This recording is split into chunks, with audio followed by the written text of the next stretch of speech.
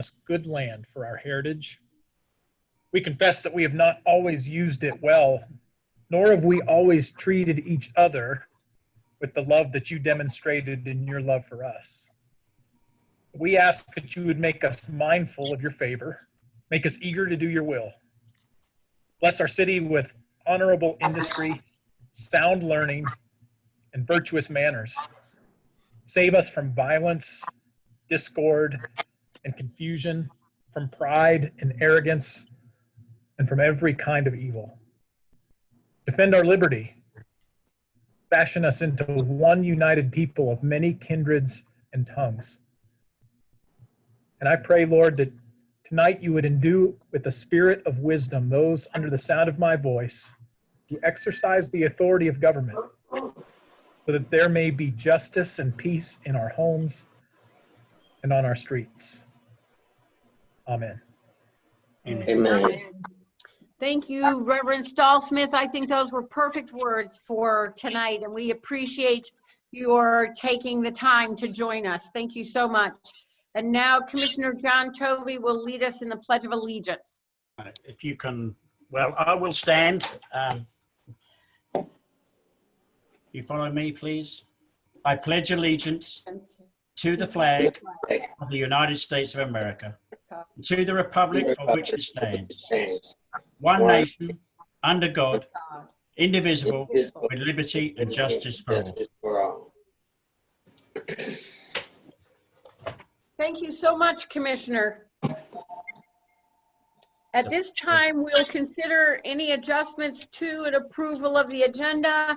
Madam Clerk, I am not aware of anything that you wanted to add to the agenda, but if I should be, please let me know right now. I have something, Mayor. Okay, yes, sir. It's not an addition, it's actually a deletion. We will need to essentially cancel the public hearing tonight in regards to the Community Development Block Grant Coronavirus funding opportunity due to the fact that the paper we were trying to get the advertisement in did not get the advertisement in, and it is a legal requirement that we have an advertisement placed in the local newspaper of distribution within the area for at least 5 days. So the advertisement will go in this Thursday. Oh. And to set that meeting, which will require us to gather back together via Zoom or otherwise in order to meet that requirement. But we will, just as soon as we get that completed, make contact with the board to set that meeting up. We would like to get that scheduled and apply. We don't want the failure to have an ad placed in the paper keep us from submitting that application. So thank you very much, Mr. Manager, for bringing that up. That makes our agenda incredibly short tonight. So I'm going to take this moment before we put that to a vote to ask you a question about that. What do we imagine the timeline would be on hearing about this grant funding process? As far as when we would be notified if our application is successful, is that what you're asking? Let me bring Cheryl in for that one. She's had a lot more looking into this one to understand the deadlines and timelines and the award announcements. So Cheryl, if you know that question, please answer.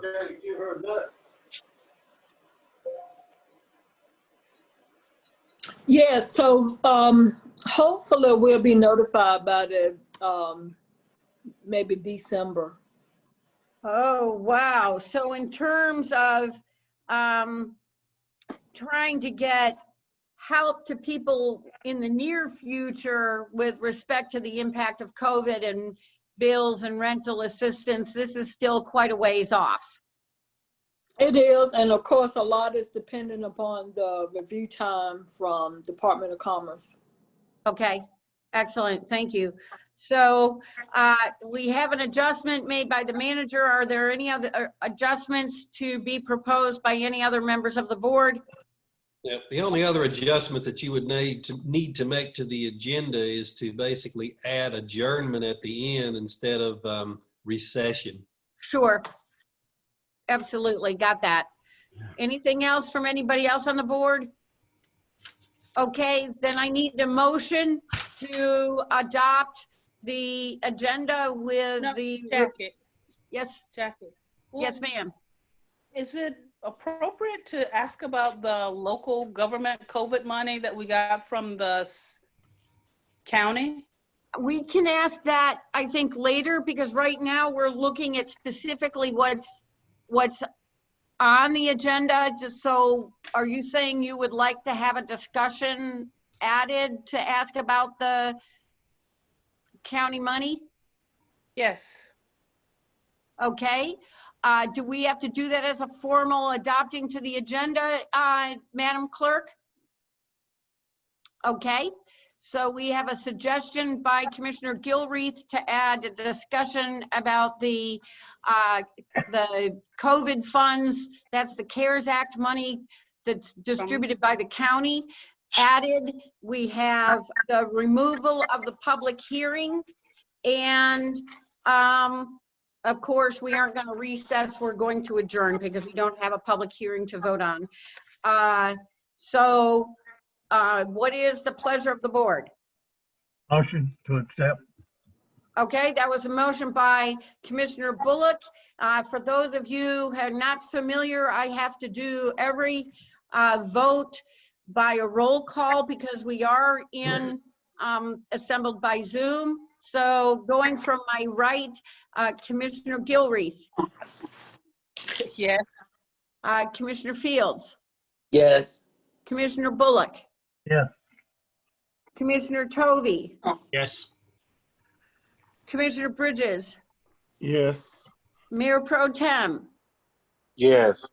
Thank you very much. Okay, so the agenda stands adopted with those two items changed, and I will just check to make sure. As you all know, we have a code of ethics to establish guidelines for ethical standards for ourselves and to provide guidance in determining appropriate conduct. That means that we should avoid impropriety in the exercise of our official duties and should conduct the affairs of the board in an open and public manner. And now inquire whether any member of the board knows of any conflict of interest or appearance of such with respect to any matters before the board tonight. Does anybody have any conflicts of interest? Okay, let the record note, Madam Clerk, no conflicts. And at this time, we would do the presentation of the yard of the month. And do we have Ann Cook of 305 Broad Street on our call, Zoom meeting? Okay, it would appear not. So this house, 305 Broad, is an absolutely lovely house. You go down Broad Street with town at your back. It's on the left-hand side, the same place as the vacuum cleaner bag place. And she's got, has a lot of decor on her porch, beautiful hanging baskets, nice picket fence, potted petunias on the front steps and roses by the driveway and beautiful shrubs and window boxes and things on the porch. So very lovely. If you get a chance, please swing by 305 Broad Street to check out the lovely work that Ann Cook has done. And as you all know, we have a Yard of the Month certificate for her. Oh, I guess that doesn't work with his background on. Never mind. And looking back 200 years of Oxford history and the Oxford Green and Clean license plate for her, and her name will be entered into the hat for a drawing. I think, am I correct that October is our last month, Ms. Bowen?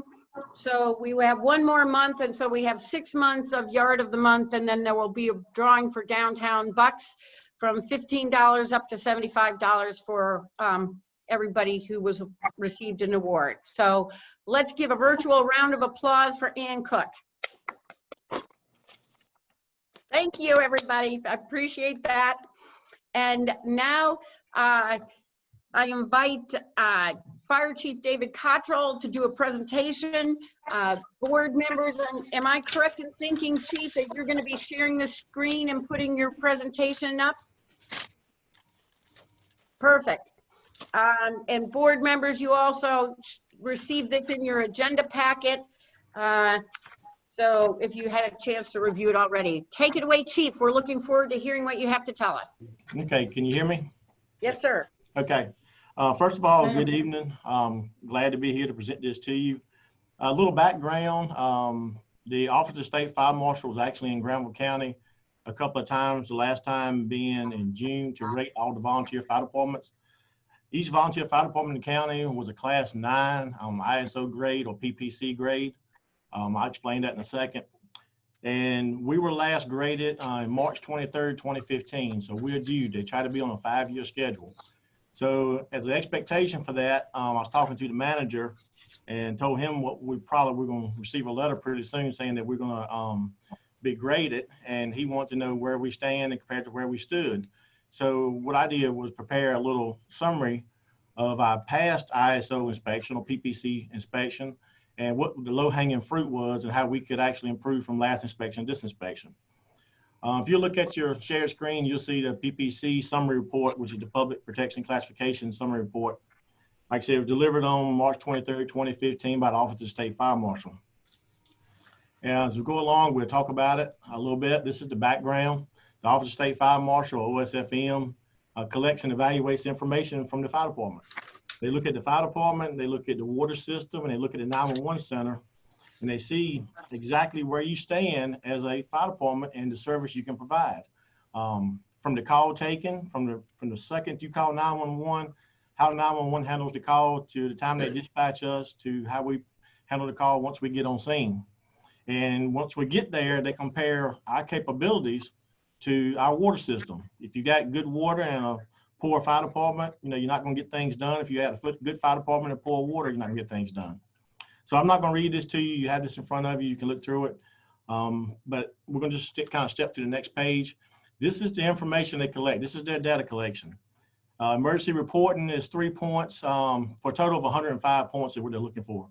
So emergency reporting from the 911 center is 3 points. The telecommunicators is 4 points. Dispatch circuits is 3 points. Coming down to the fire department is 50% of the grade. So they look at engine companies and reserve apparatus and your pumping capacity, the number of ladder companies or aerial trucks that you have, reserve aerial trucks, your deployment analysis, which means where your station sets at compared to your delivery area. So they want a fire station within 1.5 miles of every front door. And we'll talk about that as we go through the program. Your personnel, how your personnel do, how many you have on site, who they are, were they full-time, part-time, volunteers, training, operational considerations, and community risk. That is your fire department score. You come down a little lower and you'll see that you get credit for your water system. We're doing a lot of work to our water system, including installing new lines and hydrants and put up a new water tank. So like I said, we're improving. Hydrant size, type, the installation of the hydrant, are they in the right place? Is the right number of hydrants in our town for the service area we cover? And inspection and flow testing. So if we go a little further into that, they assign different point values that they actually witness for your fire department and your surrounding agencies such as 911, and they give you a score. And that score falls within this 100-point scale. So if we had a score of 55, we would be a PPC or ISO 5, or if we had a 31, we would be a 7. We're actually a 4. If we go on to the next sheet, we'll explain to you how we got there. This is the actual report that came back to us when we did our inspection in 2015. So the column on the right is credit available, and the column on the left is credit earned. So you can see where the communication center, which is the first 3 categories, stands, the fire department where it stands, and the water system where it stands. The one that you see that's divergence is the second from the bottom, It's a negative 0.91. What they do is they compare the fire department to everything else. And if they say the 911 center is poor and the water system is poor, but your fire department is great, then one cannot benefit from the other, and that number gets larger. So the closer you are to your compatible agencies, your water supply for your water system and your 911 center, the smaller that number will be. And we're pretty close at a 0.91. If you look at the very bottom, you'll see that we missed a class 3 last time by 1.74 points. So we were right on the verge of being a 3, which is great for a combination fire department. Walking through what that means and where we stand, we were class 4 somewhere around the 199 mark out of 5,216, which puts us right at 7% of the 49,010 fire departments that were graded in the United States in 2015. So we're not bad off at all, considering, like I said, we are a population of less than 10,000. If we break that down even further and kind of give you an idea of where we can make these improvements or where this low-hanging fruit is, and we'll see at the bottom, credit for emergency reporting. 911 center got a 3 out of a possible 3. Credit for telecommunicators was a 2.92 out of a possibility of 4. And credit for dispatch circuits was 1.65 out of 3. What that means is there enough telecommunicators in the building to receive the calls and to get the call out to the responding agency? 911 covers police, sheriff, fire, EMS, animal control, and now they handle the emergency after hours for the public works department. So do they have enough telecommunicators to handle that traffic? And do they have enough dispatch circuits to handle that traffic? So if you call 911, are you going to get through, or are you going to get a busy signal, or is it just going to ring and ring and ring? To look at that even further down and break it down, we'll see that their alarm receipts was pretty good. They got 20 out of a possible 20.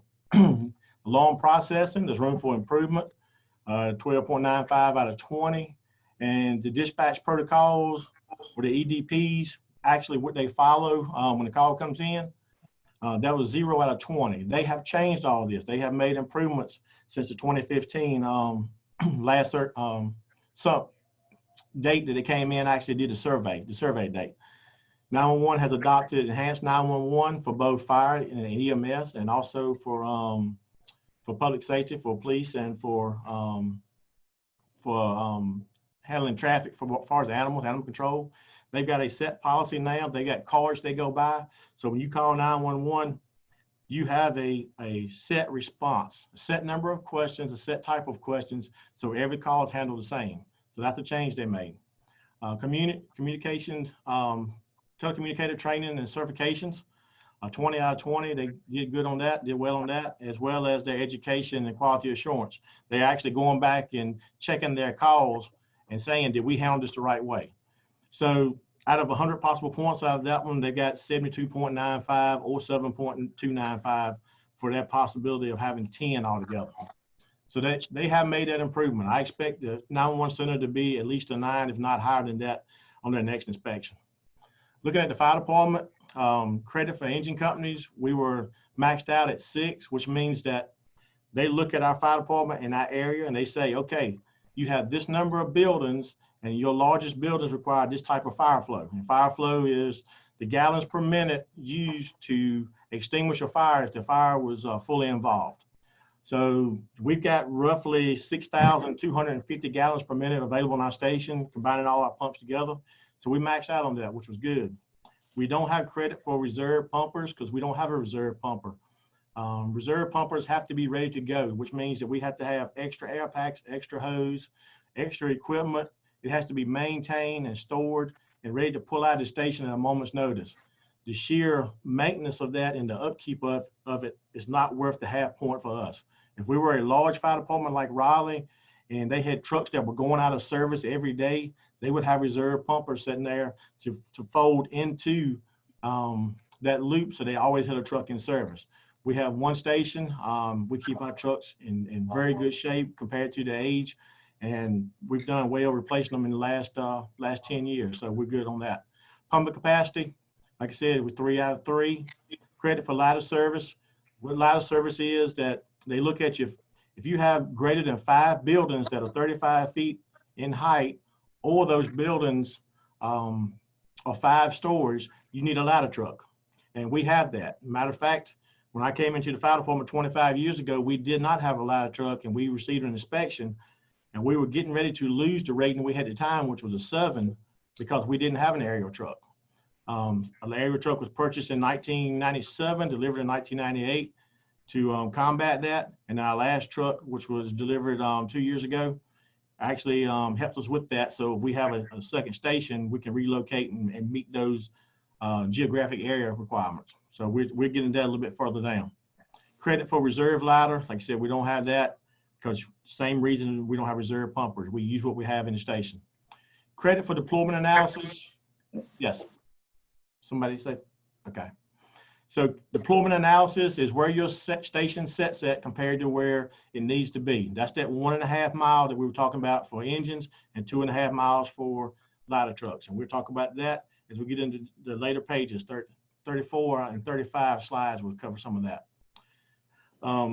Credit for company personnel. We received 4.32 out of 15.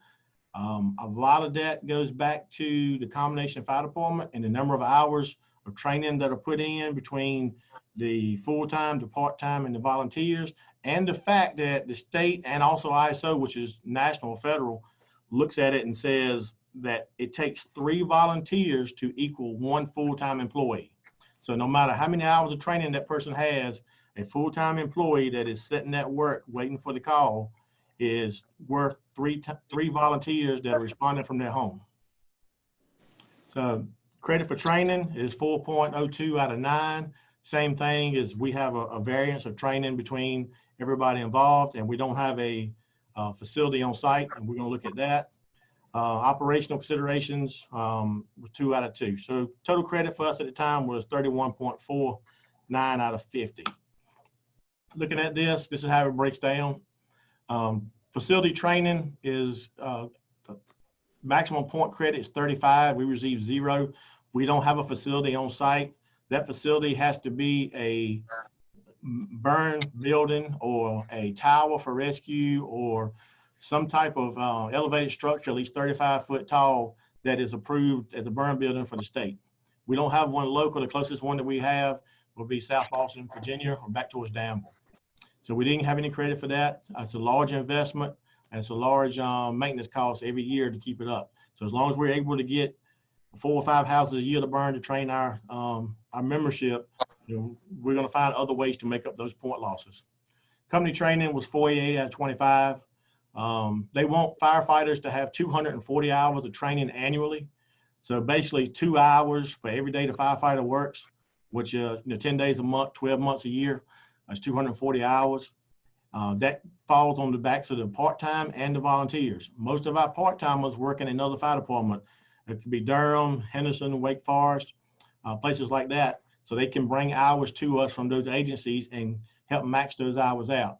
The volunteers, like I said, the volunteers are an asset, and like I said, we cannot do without them, but they have full-time jobs and they do firefighting, or they volunteer as a part-time style employee. So they have less hours. Some can get those hours in, but most vary between 40 and say 150. So we're going to have that hour difference between the two.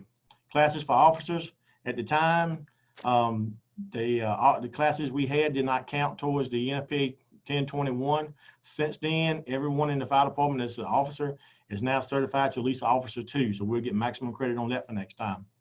Steve, can I ask you a question about the volunteer training? Yes. Do we pay the volunteers when they come in to do training? So the volunteers get a stipend. That's part of the volunteer funding that y'all approve each year in our budget. So when they come in and we have scheduled training, they come in, then they get a stipend for that and also a stipend for the calls they run. Okay, and last question, is there any, in addition to the physical exercise training things that you do, are there any online book learning training options? So the volunteer can go to any station around as long as they can bring me back a document that says they participated in a training somewhere, and they will get credit for training here, which we use. Also, because of the COVID crisis, we have sent out trainings through Zoom and also through links of like YouTube videos that we make and also that are available online. And that volunteer has to look at that, that video. Say elevator rescue was the last one I sent out a couple of weeks ago. So they look at the elevator rescue because we have so many elevators in town. They look at it. They send me an email, which is their signature pretty much. It says they looked at that. And then when I see them next time, I'll ask them a couple of questions about it just to confirm they actually did look at the video. And then we use And then it. they would get a little stipend for spending that time. They get credit for the training at the end of the year when we do all the accounting. Yes, Okay, great. Thank you. Okay. So existing driving training was 444 out of 5. We don't know why we lost points on that because we maxed out on the training in-house. Hazardous materials was 0.85 out of 1. And you got to think they look at all of our people. So, you know, 75% could have been maxed out on hazardous material trainings where the other 25 didn't. So that's why that point's slightly down. We're doing the same thing with hazardous materials this year. We're sending out documents and we're sending out videos to try to get the training up because it does count that way. We did verify that if we can prove that the email went out and it was seen and there was a response, then we can count that training. Recruit training was 2.5 out of 5. The full-timers that come in and yes. The full-timers that come in max out in the training. The volunteers may or may not get all the training they need because of the way they work and the way they do things. It's just one of the things that we deal with and we work around it. Pre-fire planning, inspections and pre-planning, we got 10.3 out of 12. So just talk about some of the things that we have to do to get this credit. One thing is every foot of hose in our station has to be tested annually for maximum credit. You get percentages for credit for doing it for 1 year, 2 year, 3 year. We do it every year. This past year, we tested 8,850 feet of hose, or equivalent of 1.676 miles. To kind of give you an idea what that is, if you were to come up to 101 on College Street and walk all the way to the loop road at Webb School, that's the distance of hose that we actually carry on our trucks or in our station. So every bit of it was tested this past year. And it has to be tested to different pounds, has to be laid out, no more than 300 foot at a time, record all the numbers of it, build pressure up to at least 200 or 300 PSI, depending on the hose manufacturer, hold it for 5 minutes, reduce the pressure, drain the line, and any bad section does not pass the test, has to be taken out of service and has to be replaced with another section of hose. So trucks have to be service tested. So annually we take our trucks out to Lake Devon and we go to the Hillsborough Street side of the lake and we service test them, which means that if the truck is rated at 2,000 gallons per minute, we have to test it at 2,000 gallons per minute. We test it at 70% of that 2,000, and then we test it at 50% of that 2,000. So it's about a 35 to 40 minute test to do this. It has to maintain that pressure for over a given period of time, and then we record everything: engine oil pressure, apparatus, water temperature, and doesn't just confirm that the truck pump is in good shape, but it confirms that the truck itself is in good shape.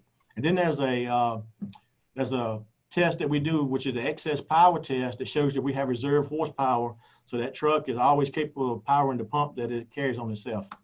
So we do this for each one of our trucks as well. Training was a part that we talked about. We have stepped up training tremendously since 2005. We do fire training. We burn 4 to 5 structures a year. We have to turn down houses, or we have to move them to the next year. We have so many because it takes so long to process them and go through air quality to get these done and get a permit number or a NESHAP number, they call it. We also do hazmat training. We do rescue training because we are certified rescue for confined space. We can certified for medium rescue, which includes high angle, below grade. We do some stuff with the like Public Works and the phone companies. And we do standbys for industries for do confined space. They call us. I think that we received somewhere in the vicinity of 205 or 206 calls this past year of standbys just for confined space alone, with contractors or employees going into different places in the industry around. We do vehicle extrication, excuse me, bottom left picture. We do, this example on the right is a ladder derrick that we use for elevated purchase point to lower someone into, say, a manhole or to a silo or something like that. So Operational considerations, that includes your SOPs, your ICS or your incident management system, incident command system. All our policies were in great shape. We received maximum credit for that. We just add to that every time that we have a new policy adoption or something changes or a new requirement comes out from a governing agency such as NFPA, we just adopt those. So we're fine on that. Community risk was a spot that we could gain some points. So credit for fire prevention and code enforcement. We now have 3 level 3 fire inspectors, a level 2 fire inspector, and 2 level 1 fire inspectors. So we're doing fire inspections continuously. So routine inspections as well as new construction.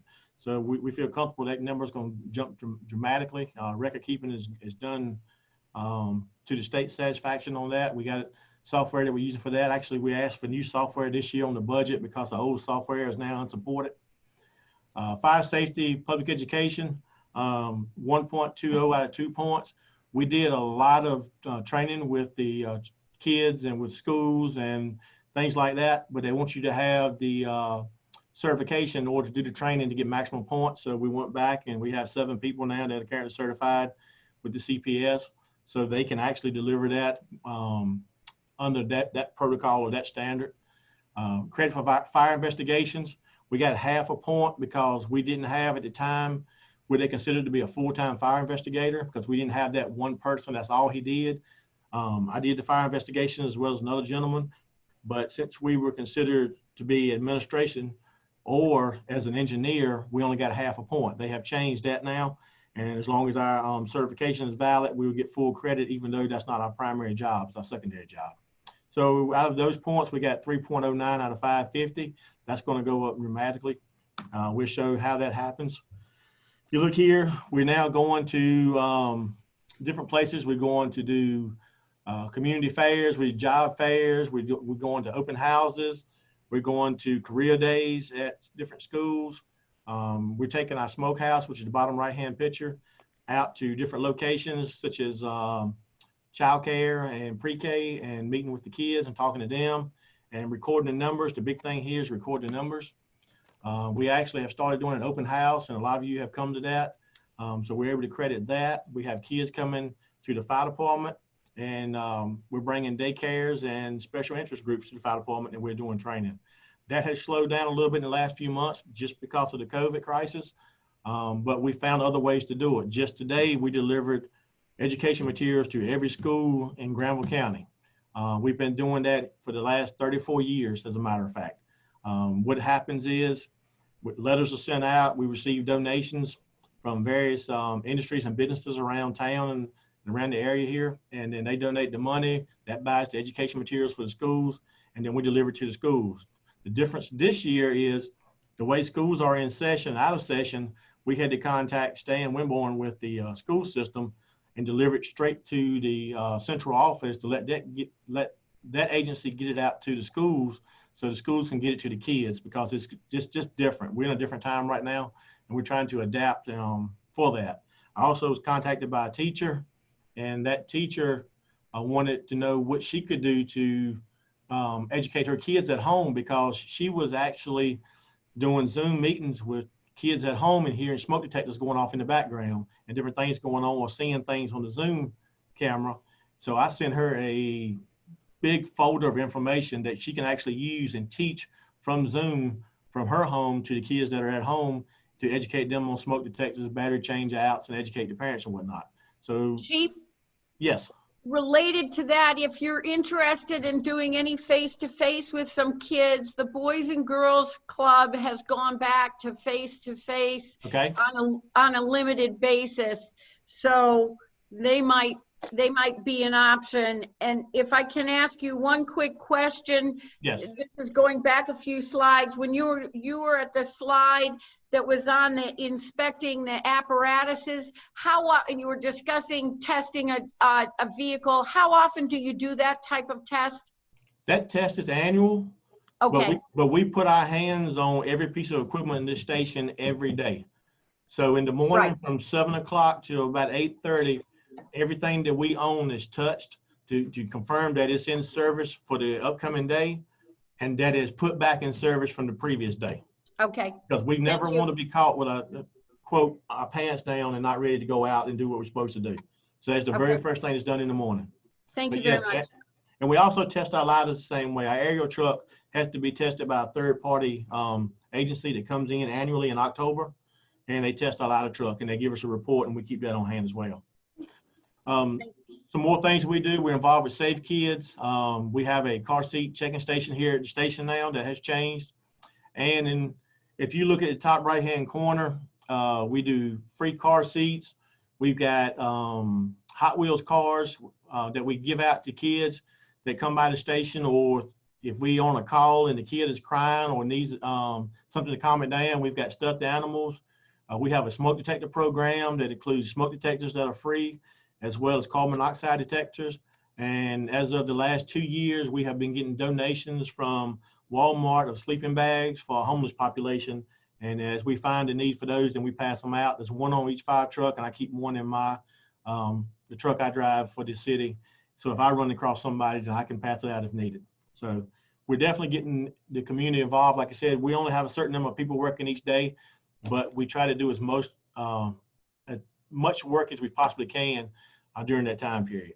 To kind of give you an example, in 2019, between all the station tours, car safety seat checks, fire brigade training with the industry, which we do, smoke alarm installations, we had direct contact with 2,878 persons during that time. So that's probably about 31% of our population. One thing that the state has allowed us to do, which was an uncaptured thing in the past, was Facebook. So for 2019 and 2020, up to this date, we tracked the Facebook numbers, the people that actually either like or respond or ask questions, and we take those and we plot them. Because if you download a Facebook data sheet, it's about 47, 48 pages long. So we take those numbers and we make these graphs, and then we know male versus female. We know the likes, their interactions, the questions. If you look at some of the graphs, you notice that October's a big month, June's a big month, anything that deals with holidays. And I'll show you why on the next slide.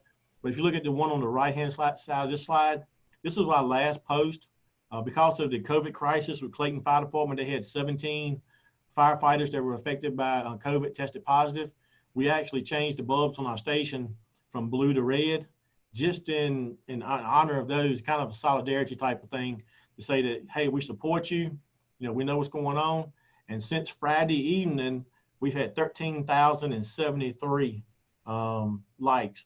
And it has gone from one end of the state to the other. If you go back and look through the people and their affiliations, like I said, everybody's sharing it, everybody's liking it, everybody's commenting on it. But I added this slide because this happened since Friday evening. I just want you to know, how much Facebook has really took over some of our training that we're doing. We do things like put awareness for working smoke alarms. We do weather alerts on Facebook. During the power outages, we give generator safety reminders. We get on the website for the city, and we do posts from there, send them to Cindy or Alyssa, and they put them up. And then we also use Code Red now if we need to. So the electronic age and the social media age has really jumped. And so the state now allows us to take all the information and give it to them, and then they will decide how much credit we get for doing that. So beyond that, we do pre-planning. We go out to all the industry or businesses, and we document the hazardous materials, any hazard that's there. We document the owner, contact information, after hours, Knox boxes, how close the business is to the nearest hydrant, the fire flow, how many gallons per minute we take to put out this building if it's fully involved. And we do plan reviews. Top left-hand corner, you see Scott there looking over a set of plans that came in and comparing it to our code book to make sure that we don't say anything that's outside of what the code allows us to say. So if we have a question, we refer back to the code book. This is what I was talking about with fire flow. So for every business we go to, we have to look at the type of construction. Is it non-combustible, combustible, free burning, or rapid burning? And that goes into a chart. The chart goes into a formula. The data set includes the distance from the nearest building or where they share a wall, a marriage wall. the type of roof it has, and it's a bunch of things. Then we figure out the fire flow. That goes back to one of the earlier conversations that I had, which was that the fire flow for the 5 largest or at the 5th largest structure in town deems the number of pumps or pumpers you need to have, which, you know, we got that covered. We got 6 out of 6 and 3 out of 3 for those credits. Inspections for 2018 and 2019 actually went up. So 84 to 105, re-inspections was 25 to 47. A re-inspection includes things such as we go and the fire extinguisher is not being serviced. We give them 30 days to get it fixed and we come back. Pre-plans for 48 to 73. This year is 2020. It'd actually be more than that. We've probably done 73 in the first 5 to 6 months of the year. We're able to do some of those by phone call now. As long as the person that's responsible for the building answers the questions properly, then we're good. If not, then we have to do an on-site visit. And plan reviews was 18 in 2019, and 2020 is on schedule to be more than that, actually. Investigations, this is one thing I want to show you. Like I said, I'm a CFI, certified fire investigator, both with the state and with the NAFI, which is the National Association of Fire Investigators. I have another fire investigator here in the building, and then 2 FITs. FIT is a fire investigative technician, one step below, but they're working towards their investigations. So we have changed the way we do investigations and document them. And one of the new tools I have, and I'm gonna show you this from the last fire we had, is usually when we go to a fire in the past, we document the fire corner to corner. So we take a picture in one corner, and then we take a picture in the second corner, and the third corner, and the fourth corner. And then we take a picture of specifics of what we actually need, you know, for the fire investigation. Now we're able to stitch those pictures together through stitching software. And if you look here on this, this little video I've got showing, this is the fire that we had recently, and this is the picture showing from the inside of the garage to the outside. But as you can see, now with the stitching, I can actually show the whole room as it was laid out. So if I actually miss something in my initial investigation, the insurance company calls me and says, hey, look, was there a TV on the wall at the time? And then I can point here and say, yep, there sure was. It's not in my initial pictures, but I did my 3D image. I was able to cover everything. So the 3D covers the whole room, top to bottom, even the burn patterns. And we're able to actually walk through that room and see everything in it. And that way we don't miss anything. The second thing that we do this with now is I can go into adjacent rooms in the house and take pictures of those rooms. And that way, if there's a insurance fraud and the person makes a claim with the insurance company and says, hey, I had a 55-inch large screen, flat screen TV in my bedroom, then we go back and look at the picture at the time when we vented the fire and say, actually, it was a standard old CRT TV that was about 14 inches across, black and white. So we're able to dispute that now. So that's a great tool. Moving on, credit for inspections and flow testing. If you look, the last time we were inspected, we didn't get any credit because we were not flow testing hydrants at the time. We weren't allowed to. Luckily, since then, we have been allowed to flow test our hydrants, and we do that annually. There's a schedule for 1 to 5 years. If you do it once a year, you get maximum points, which is 30. 2 years is 20, and we do it every year. Along with that, to get maximum credit, you have to flow test that hydrant, and then you have to color code it, and it has to be represented on a map. And I'm going to show you this real quick.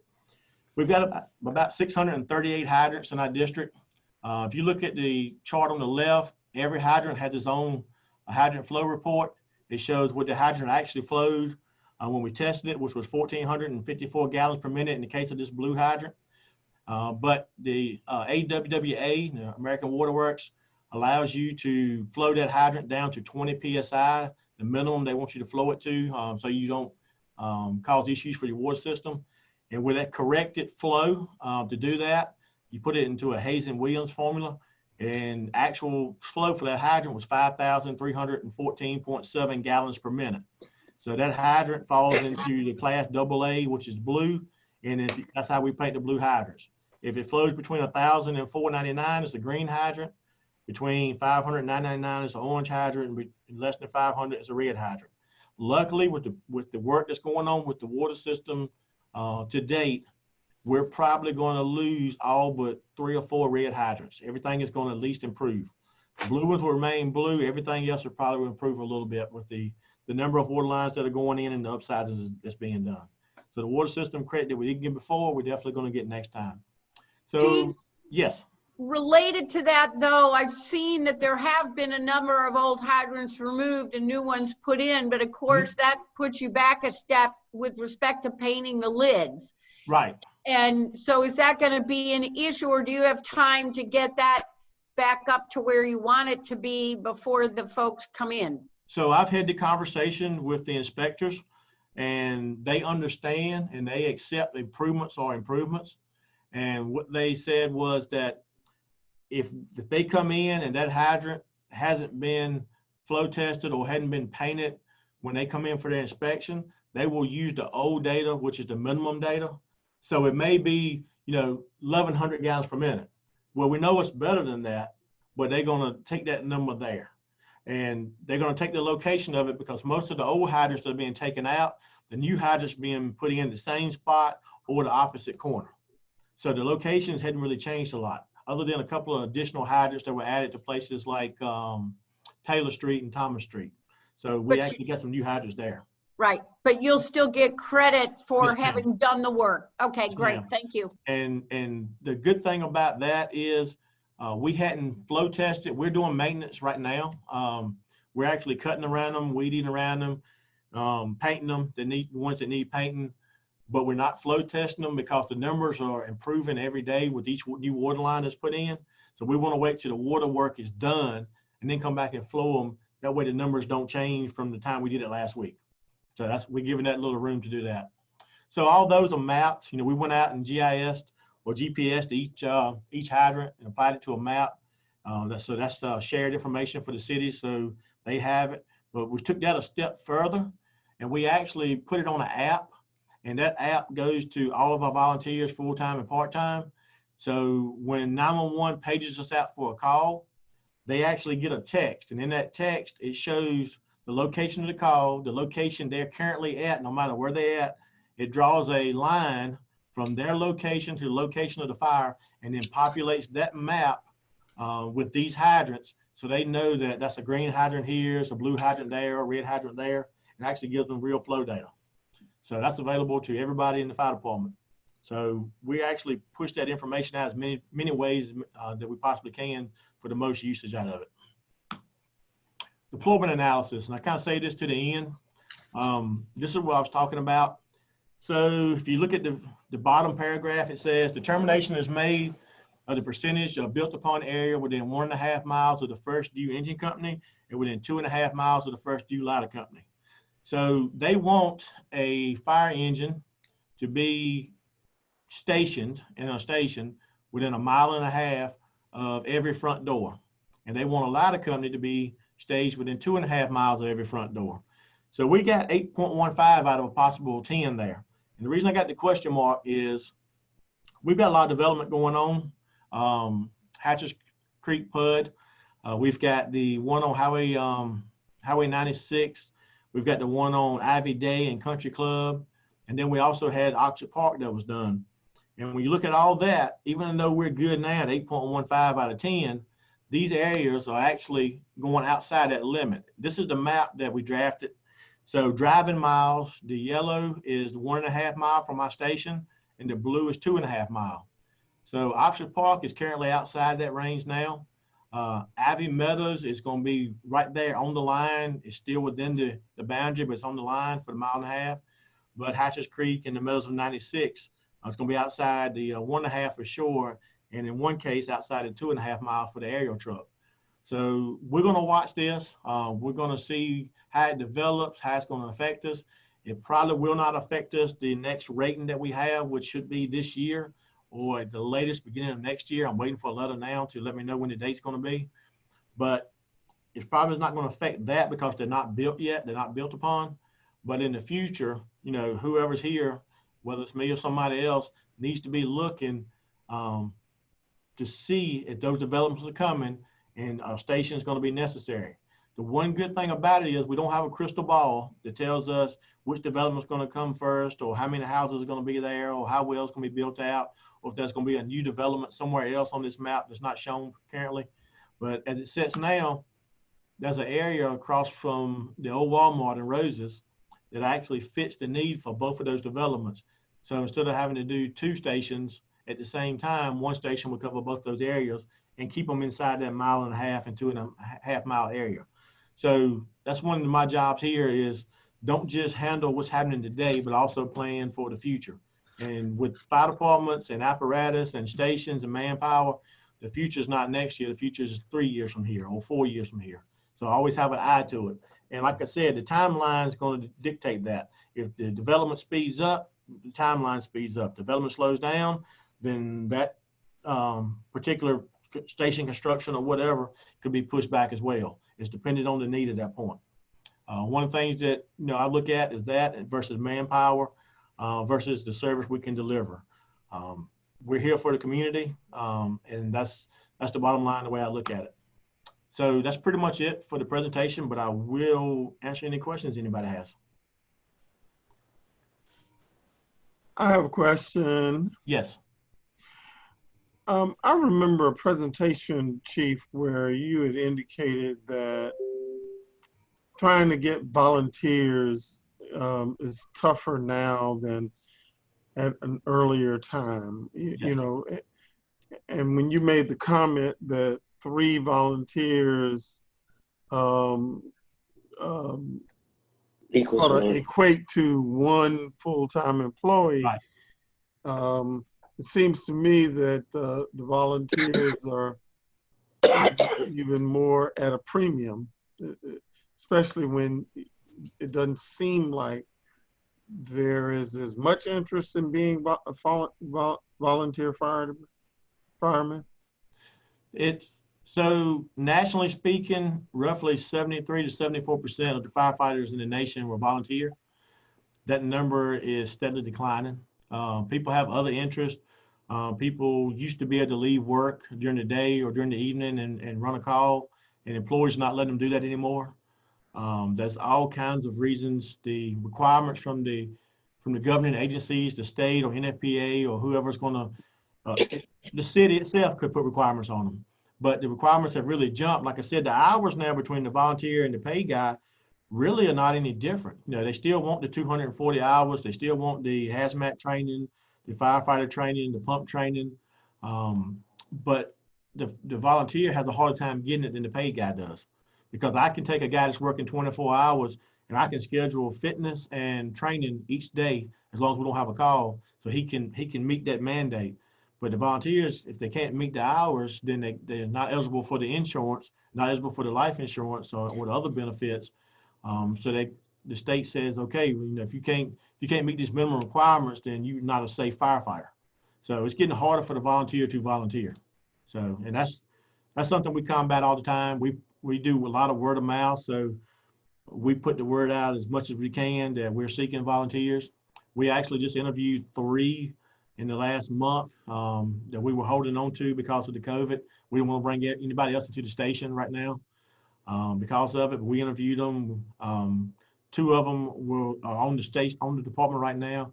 The 3rd one, he's still waiting for him to make his mind up once we told him what he had to do as far as commitment. We actually have a female that put an application in very recently that we're going to bring her in and talk to her as well. So that's 4 in the less than 60 days is phenomenal for us. I mean, it's really a big number. So we're glad to have them. And I don't want to put it out there that the volunteer is worth 1/3 of a full-timer because they do great work and we depend on them every day. But when it comes down to point value and how it's looked at, that's what I'm talking about. But any other usage of the volunteer versus the full-time, they're the same. They are firefighters, they are community members, and they do what they can for this city, and we're proud of them for doing it. So.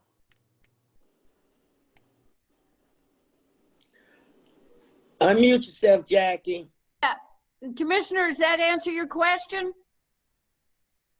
Oh yeah, it does. Okay. because I mean, when I would more frequently go to the schools to speak years back, most of the young people want to be firemen. And it was just interesting to me that there was a problem trying to get volunteer firemen. Okay, thank you. Commissioner Tovey, did you have thought? I saw your hand go up earlier. I was just going to ask the chief, ask David, how many extra staff would you anticipate you need, full-time staff, should you need a second station? At least one more per shift right now. One more per shift. Yeah, and I'd want to get those before I did a station, because I'd want them to be well trained and definitely know the policy of the city before we just shoved them out to a different department. And I wasn't able to kind of sit there and see how they function each day. Right. That's good. Thank you. Thank you. Mayor, I would just like to commend Chief Cottrell and his staff on their initiative to improve in the areas that they did not have it the last time they were evaluated. It appears that you all have done tremendous work and in foresight in taking care of things that needed to be taken care of. I tried to jot them all down, but you've been working. So thank you and congratulations to you. You're welcome. Like I said, from the time I came on years ago, we've gone from a 7 down to a 4. I do anticipate reducing that again our next inspection. Currently, the homeowner in town pays the lowest premium they're going to pay, regardless of if the numbers change. Everything below a 6 is only for business and industry. And that's what we want to do, make the city more attractive and safer for business and industry. We sure do. I would second Commissioner Field's comments. This has been really an informative presentation and a great example of the work that you do. But I didn't want to, did I cut somebody else off? Commissioner Tovey, did you have anything else to add? On a personal note, on behalf of my family, for my mother-in-law, I wanted to thank the chief for the fire truck last weekend. It made an old lady very, very happy to hear all that noise. No. Yeah, we've done a couple of birthday drive-bys in the last year. Like I said, we can't participate in a lot because of the COVID stuff, right. But definitely having that young lady sitting in the yard as we rode by was. Yeah, it was. I say young, 100 is a 100 years old. Yeah. Thank you. Well, that's one of the benefits of living in a town the size of Oxford. That's right. You can't automatically get that if you live in Raleigh. We're pretty lucky. Thank you. Anybody else have anything that they want to ask our chief? Okay, then, actually I have one question. You said earlier that you were not allowed to do the flow testing of the hydrants before and who wasn't allowing you to do that? Oh, you don't want to say. Okay, yeah. I thought maybe that was, okay, never mind. Okie doke.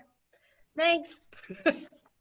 Well, with that, I like 3 cheers for the chief and his presentation, and we really appreciate the work that you've done on that so much. And we go forward now to our public comment portion of the agenda, and we do have Virginia Clay, who is signed up for public comment, but is she still here? Virginia Clay, are you there? I am not seeing her, Mayor. Okay, what I'm going to do is, if y'all will bear with me, she might have thought that we forgot about her, and we didn't, because public comment was in the agenda after the presentation by Chief Cottrell, but I'm going to message her and see if she wants to come back on. And so if you'll bear with me for a minute, I will just do that, because I would hate to think she thought we forgot about giving her an opportunity to speak. Okay. Excuse me.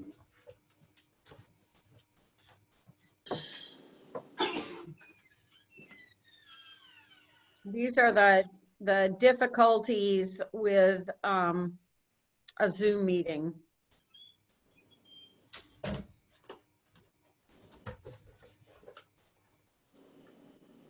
And so if she tries to get back on, but in the meantime, how about if we go forward and Commissioner Gilreath will proceed, but is it okay if we interrupt the discussion if Virginia Clay gets back on to do her public comment?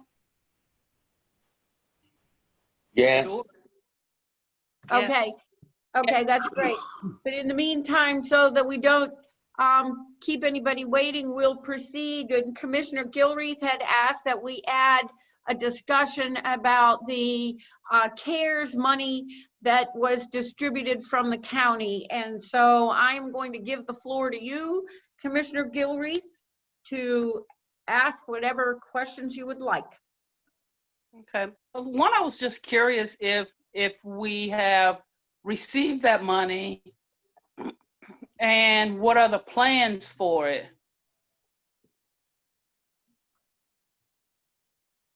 And We have received it. We filed our necessary documentation with the county, and it is in our general fund coffers at the moment. And at the last agenda meeting, we talked about how it was going to, well, and I was told that you would decide that. So what are we doing with it? Our spending plan that we submitted essentially claimed salaries for public safety for that funding. That's currently the spending plan that we have filed. Again, we are required to file a spending plan each month, and we will do that until December. If the board decides to utilize the funding in any other approved fashion, as per the frequently asked questions and information that were provided to the board, we can amend that spending plan. So who gets? Go on, Commissioner. Who gets, you're filing that with the county? Yes. Okay. So, Mr. Thornton, I know that it had come up, and I had brought it up, and I don't think I was the only one that had some concerns about some other people, that how we might give some support to some others that are really taking a hit because of the COVID-19. And I was hoping that the application for CDBG funds would maybe supplant the need for us to look at how we might support some of the folks that need it the most in the community. But if we are not even going to have a likelihood of hearing about till December, I mean, I'm concerned we still have a number of folks who are without water. Is that not true, Mr. Ung? We have 10 currently at this moment remaining. And I think there's a real issue with trying to maybe help with hot spots to get some of our kids that are in the community that are unable to access remote learning. So is this something that we could go ahead and look at and maybe set up a finance committee meeting to look at having some discussion before we put it all in one direction and we don't even have an opportunity to try to help some folks that might really need it? Yeah, people who are in immediate need at this very moment. I mean, because I was impressed that we were getting COVID money when I saw this agenda for the CDBG, but I had no earthly idea that the process would be so laborious and so far out. I mean, we've been in this pandemic now 6 months, or actually a little bit longer than that, but really addressing it for 6 months. And then we're gonna have to wait for another 3 months to see how we're gonna be dealing with it, I think we have more immediate needs within our own community. I hear you. I understand. Yeah. We can certainly talk about anything that this board wishes to discuss in any direction that this board decides to take in regards to these funds, as long as we're following the guidelines. There are a number of opportunities out there for anyone who has a business, who has become unemployed, all those avenues to seek opportunities to assist them. I don't have any control over, the Community Development Block Grant Fund, coronavirus timing and deadlines and all of those things. We are trying to get in the front of the line as we speak, which is why we jumped out there so quickly, trying to get it ready for tonight. Unfortunately, the newspaper didn't assist us too much, but we still intend to go forward with that and assist everyone in every way that we possibly can. I'll leave that up to the board's discretion. I believe I have done everything that I can do under my control to make sure that we have the money available to us. Essentially, it is in our coffers now. And as I've stated previously, if we decide to change course, we can do that as long as we follow those guidelines. Right. Right. I'm curious as to where we're changing course from. Changing I course like currently the from idea. where the money is. I like the idea that money could possibly be used for assisting children or school children with getting what they need for mobile learning. I thought I heard the mayor say something to that effect, because I agree with Commissioner Gilreath. Man, we've been in this for a while, and I'm sure that there are some immediate needs, and I would love if that money could be used to help less fortunate students who might need assistance in the learning at home. I don't know, but like equipment and stuff like that. Commissioner Fields is raising her hand. This is to Finance Director Hung. Of the 10 people that are still on the list with water cutoff right now, is it anybody that this COVID has caused them to be a first-time cutoff person? What I'm saying, is there anybody on the list that has not had their water cut off previously? The remaining 10, no, it's all repeated. All repeat people. Okay, thank you. Yes. So how long, but do they run the risk of being evicted? How long have they been without water? Because we cut off water in August. So have they been living in their domicile without water since the cutoff date? It appears as if that's the case, Mayor, but as far as I'm not really sure how they are surviving without water. Yeah. So see, because that's a concern to me. It doesn't matter to me whether they're first time or whatever. Right. They run the risk of becoming homeless because they cannot meet we don't allow people to be living in the city of Oxford without water. Is that not true? That is true. That is true. So there's a serious need here. Yeah. So what is the protocol or the appropriate follow-up that has to be done to see what the need really is? I mean, if it will fall within the protocol to use some of this current COVID money to address that issue. So, I mean, who has the authority to do that level of follow-up to to see where they are. I mean, because that's the last thing we want is for the spread of the virus to be as a result of not having these basic necessities. That's a huge concern. Yeah, that.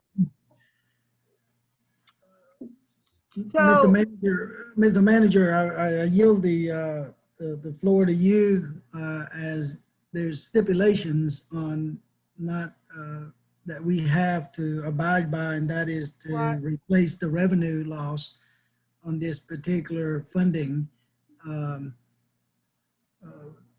That is my understanding, and that's the law concerning the use of this money. You got anything to add to that? No, you hit the nail on the head.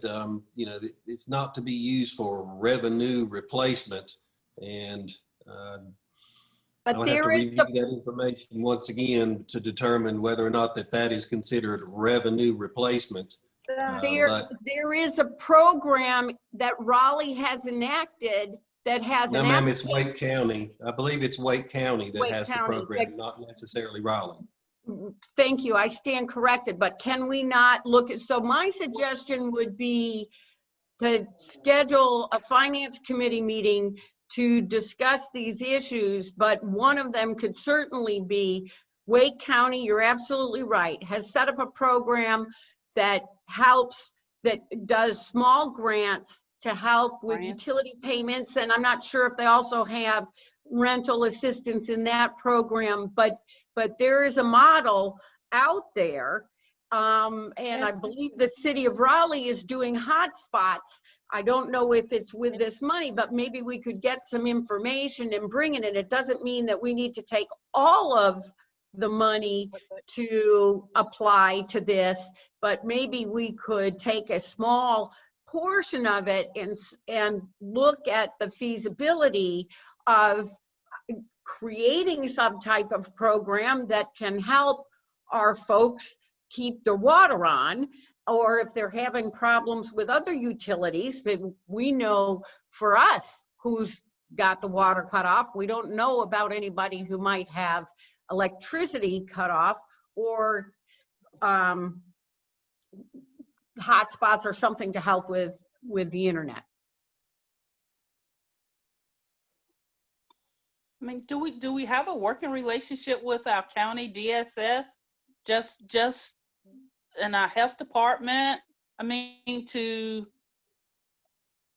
because this doesn't just affect them. This affects every member that in this community that comes in contact with them. I mean, that's a major hazard there if you don't have appropriate sanitation. Wow. So, Commissioner Gilreath, you're chair of the Finance Committee. Do you want to get with your committee members and find a time that would be mutually convenient to schedule a meeting? And then we could see, you know, Mr. Manager, is it possible to, excuse me? No, that would be fun. That would be the appropriate thing to do, just so that we understand what we can do as elected officials to address this issue.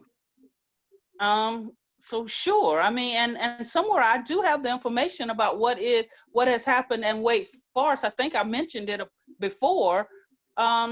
Wake County or Wake Forest and Raleigh with the different grants that they have already set up. Right. Wow. They have so Mr. Thornton, is that possible for you to look into the system that they have to see if that's something that we could consider implementing here? And we'd be glad to. And I did check with Wake Forest. Wake Forest has basically created a link to Wake County's program. It's not a program that I'm aware of in Wake Forest. So Wake Forest and the other community that's in Raleigh both exist in Wake County, and it's Wake County that has started that program. Also, Granville County got a fairly decent allocation of funds as well. which means that DHHS here in Granville County was getting a pretty good little amount of funding, and what they're using it for as far as the programs that Granville County has implemented for its citizens, of which everyone in Oxford is, I do not know at this point. But that being said, we'll do whatever this board directs that we can legally utilize the funds for that feel the greatest need. So, I mean, certainly, I mean, it may be that the upshot of the discussion is that we start a conversation with the other municipalities and ask the county to set up some type of a program, but it seems like we need to at least have a conversation. And I do think, and again, I don't know if this is City of Raleigh funds or CARES Act funds, but I believe I heard an update on the radio today about the number of Chromebooks they've given out as well as hotspots.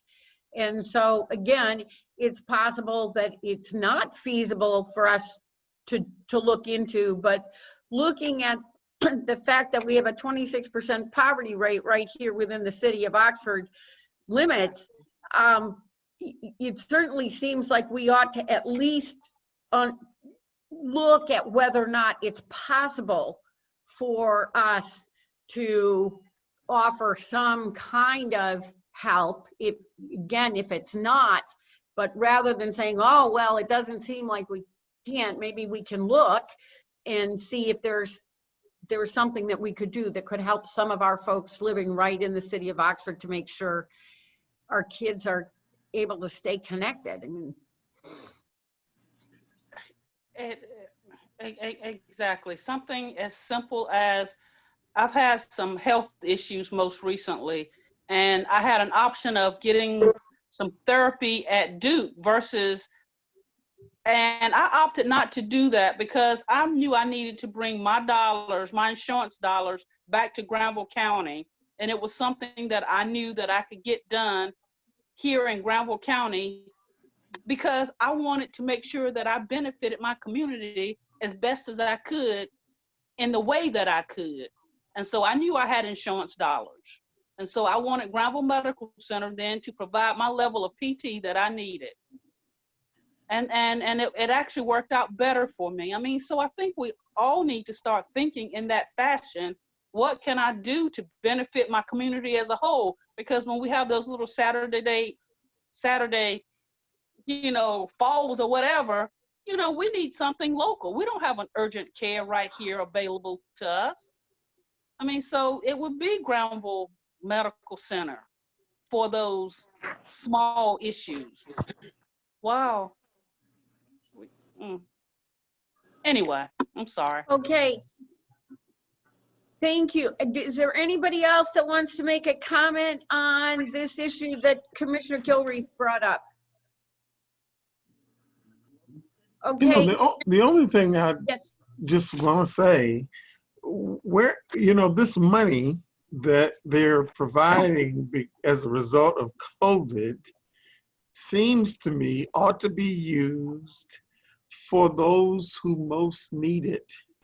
And I know that we want to make sure it's legal, but I can't imagine that the legislators, whether they be in Washington or Raleigh, have any other reason to provide the funds than to make sure those folks that are in most need and who are affected by COVID get that assistance. And thank you, Commissioner. Yeah. Okay. Madam Mayor, can I speak? Yes. Oh, absolutely. Please, Ms. Hart. So on the agenda that we took the item off was about the Community Development Block Grant for the Coronavirus Grant Relief Fund. And of course, we want to apply for this grant, and we want to apply for the maximum amount that we can get, which is $900,000. It's a non-reimbursable type of grant. But one of the criteria is that we can't offer a service that's already being offered. For example, if we're going to do rental assistance or utility. We can't offer that service in one pot of money and then apply for this grant and offer it again in another pot of money. So, you know, in applying for this grant, Mr. Thornton is going to have to sign a document saying that we're not duplicating the service. So if we, if Mr. Thornton, if our manager is using the funds that we already have for those type of services, then if we're able to get this $900,000, we can't duplicate that service. And that is the problem that I'm seeing in lots of areas. Even the way we're distributing food, we have too many people providing the same level of services and not meeting all the needs because we have some who are overindulging in the process. So yeah, Cheryl, I understand that process, but December is a long time to wait. We're subject to lose them. Yes, ma'am. And I used December. I mean, we don't know. Yes, ma'am. And they're going to come, first serve until the money is gone. And when it's gone, you just can't get it. Right. But that is why as a whole community, we must be able to strategize what we need to do and proceed to move forward and have in our mind the very steps that Chief Cottrell talked about, forecasting where we want to be and how we want to get it done. I mean, we can't keep waiting to figure it out. We need to have a plan of some sort, because if the need is there, we should be addressing this need. And I understand exactly what you're saying with regards to applying for the grant. I do. So, I mean, so is there, hearing what Commissioner Gilreath has said, and you're right, that is a conundrum. That's a real dilemma. And at the same time, you know, you think, okay, well, I don't want 10 families kicked out of their houses because they don't have running water, and or whatever the number will be by the time, you know, we're fast approaching the 10th, and so we don't, but hopefully everybody else is going to be on track. But or the bigger thing is kids. These kids, this trying to learn online is it's hard for families that have all the resources. It's a disaster for families that don't. And Ms. Hart, I'm going to let you, but Commissioner Fields is raising her hand. So I'm just thinking, is there some way we can think through this so we can maximize our options? Commissioner Fields. Exactly. I'm all for the hot spots and any method, anything we can do to assist our kids in the educational field. But I'm getting back to the water and the 10 people that are off their water is off right now. Again, to Mr. Ung, of these 10 people, you said they're these return cutoff people. So these people get their water cut back on. In the past, they've gotten their water services cut back on. Yes, once we cut it off, they have to pay to get it cut back on. And in the past, all have been reconnected. They've made arrangements to have their water services cut back on. Right. So, but within what length of time? Very next day, because we don't cut off during the weekend. We cut off on Mondays. Yeah, very next day. At the very latest, it's 2 days later. But they, for some reason, these 10 will all remain cut off. Right. So that's a big difference from what it was before. The very next day is one thing. We're more than 2 weeks out. Yes. Correct? Correct. Yeah. And even with our supplemental retirement plans and all of that, they're even giving people an option that have been affected by COVID to make withdrawals and pay it back in 3 years.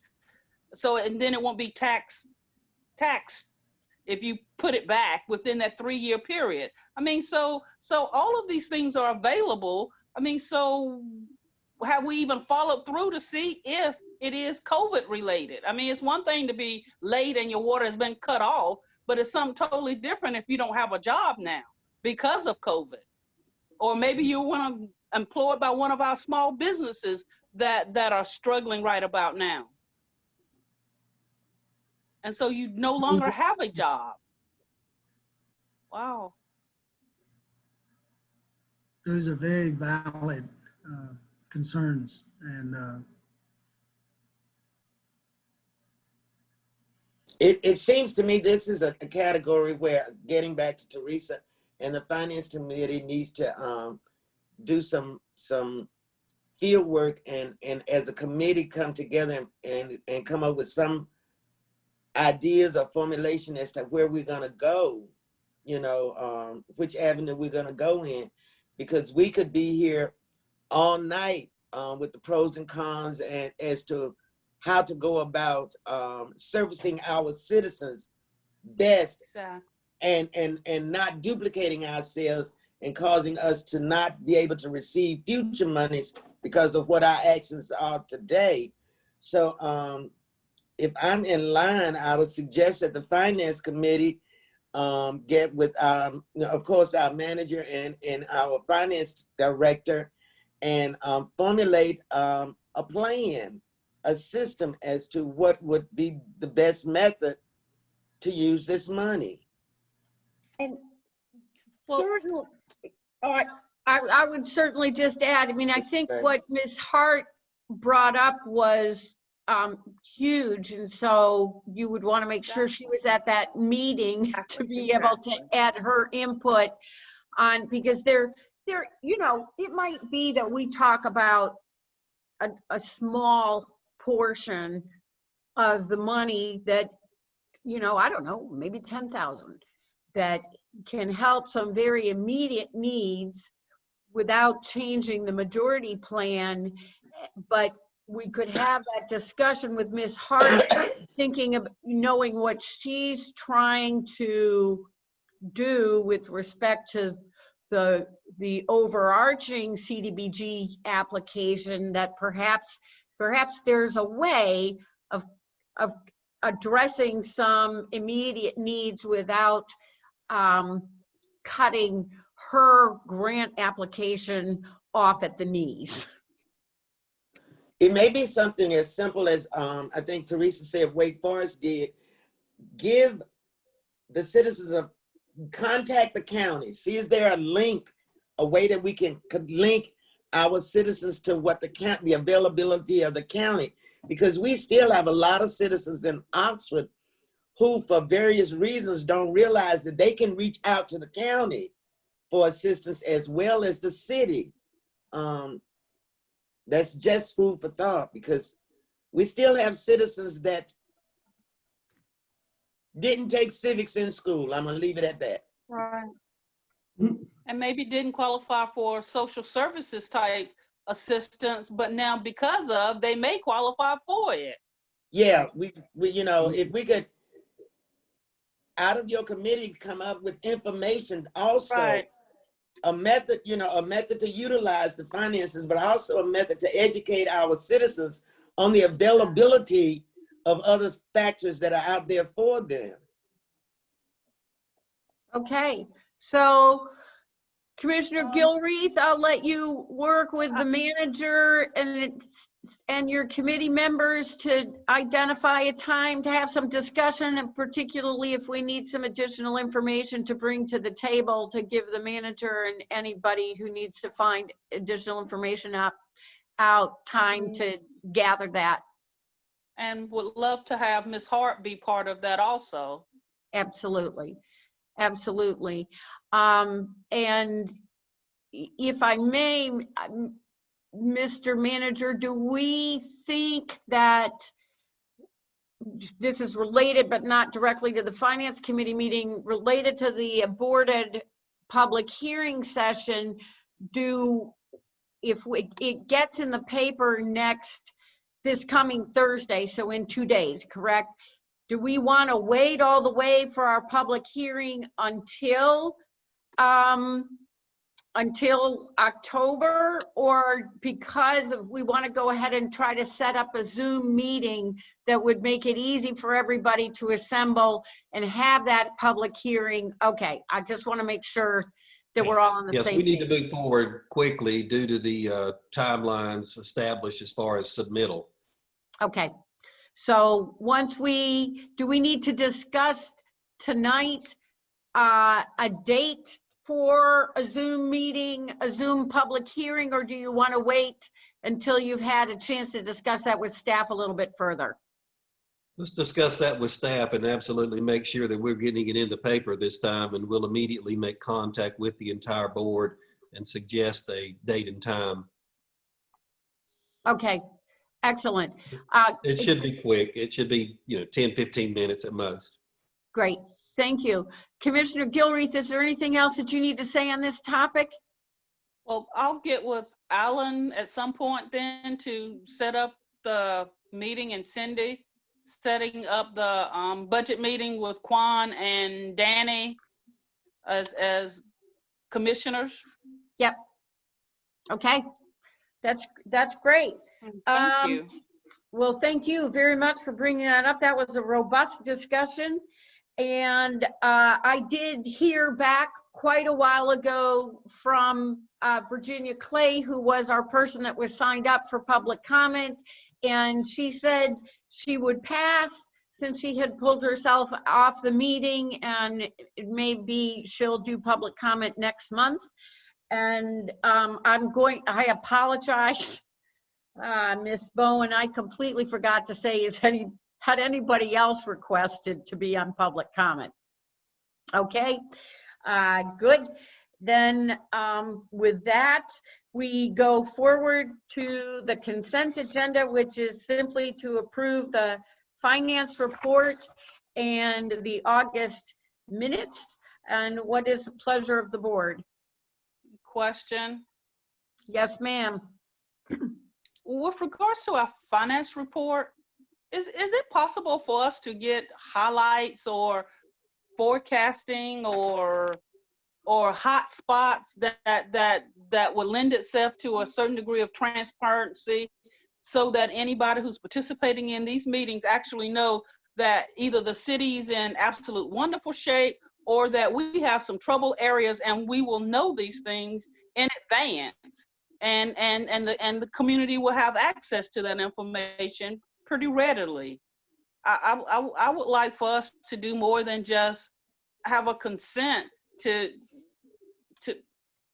consent agreements. I would like a little bit of discussion as far as what Mr. Ong or Alan may want to bring to our attention that may be issues of concern, this week or 3 weeks down the road or 4 months down the road, whatever their level of expertise, and sharing that information with us, and not just waiting for the issue to present itself. I mean, if this budget is off because of the lack of revenues, then we need to start preparing to address those things.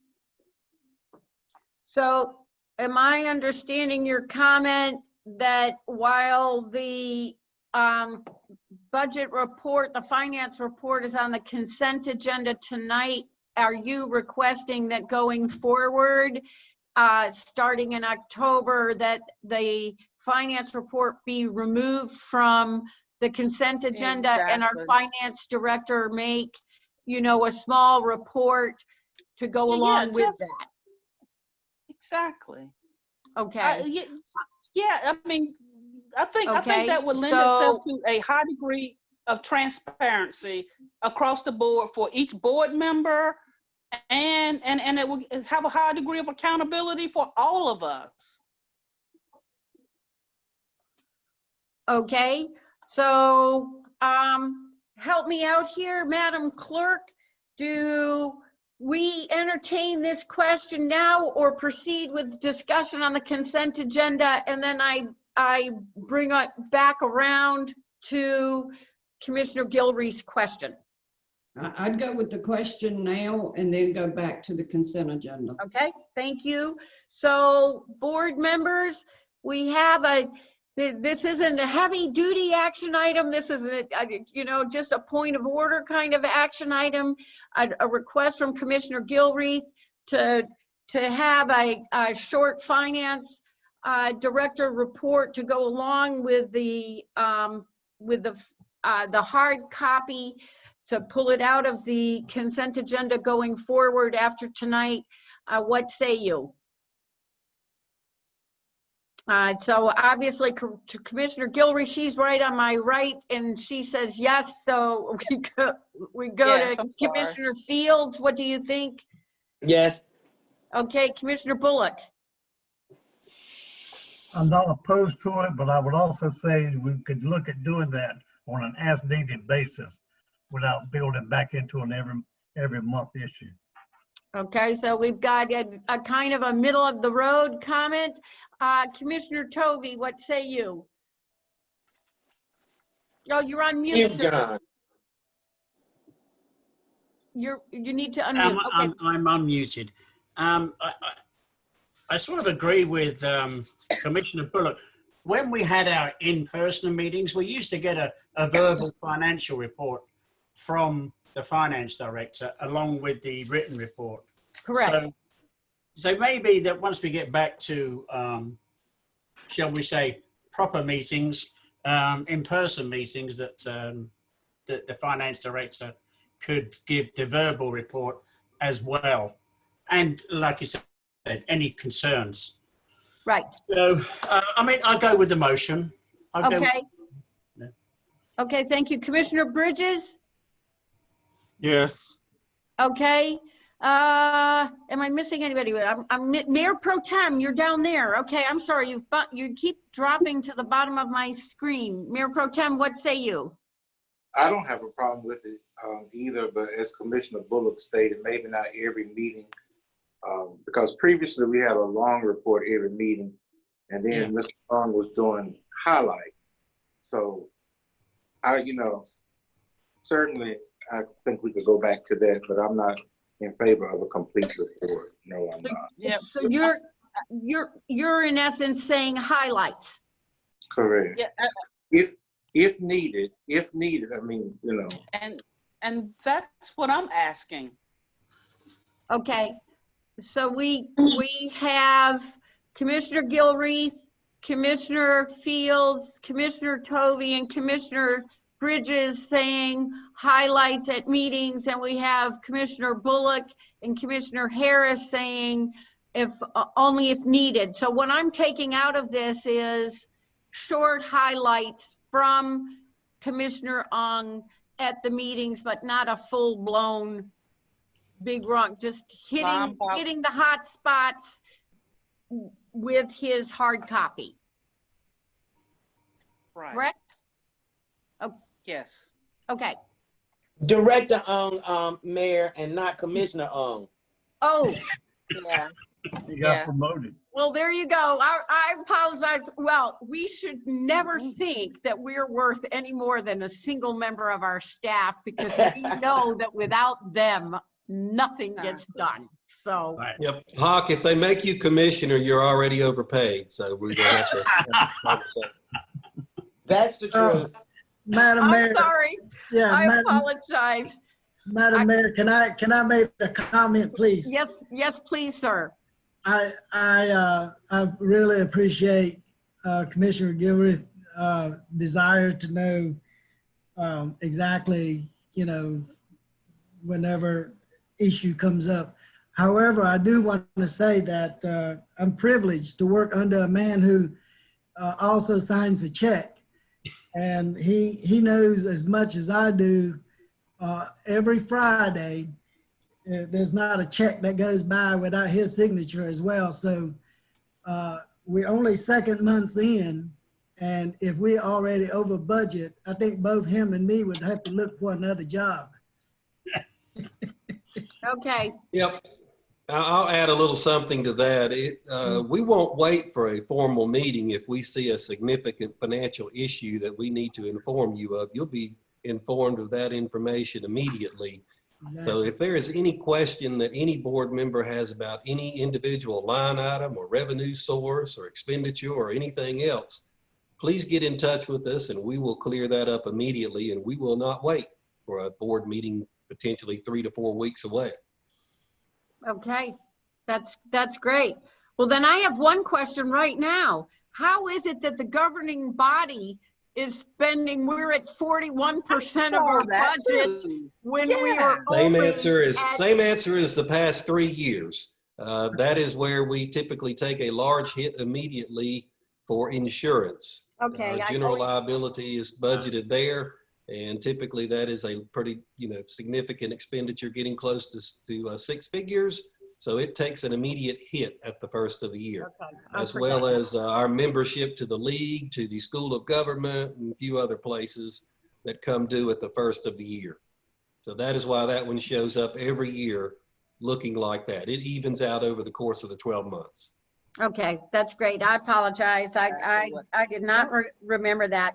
I do think Commissioner Gilreath's question is a good one, because for people that do end up, whether it's Zooming in or when we get back into our meeting room, tuning into the live stream or the archive things, it is a way of bringing a little information right out there to the public or anybody who's in the audience that wants to hear it. So there seems to be some merit there. Thank you very much. So now we go on to the consent agenda, and is there a motion to approve the consent agenda?